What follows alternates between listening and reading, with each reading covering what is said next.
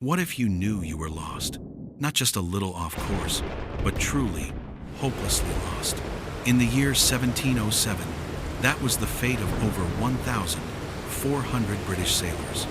A fleet, victorious in battle, sailed home through a thick fog. Their commanders thought they knew where they were. They were wrong. The rocks of the Scilly Isles rose out of the mist too late. 4 warships were torn apart and sent to the bottom. It was a national tragedy, and it asked a terrifying question that had haunted sailors for centuries.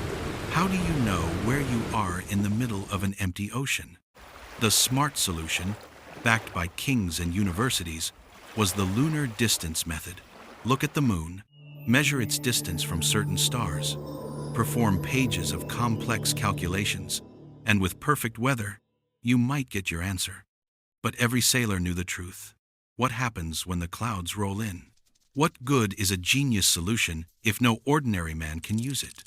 But what if everyone was overthinking it? A carpenter and clockmaker named John Harrison thought so. He looked at the problem not as a celestial puzzle, but as a human one. Quietly, to himself. The sun tells a sailor his own time.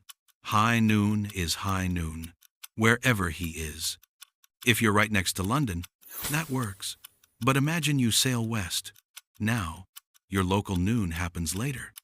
Aha! See the difference?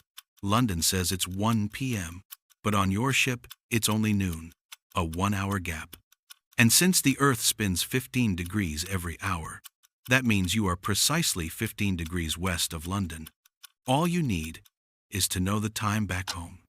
It was a traveler's trick, an elegant, almost cheekily simple loophole.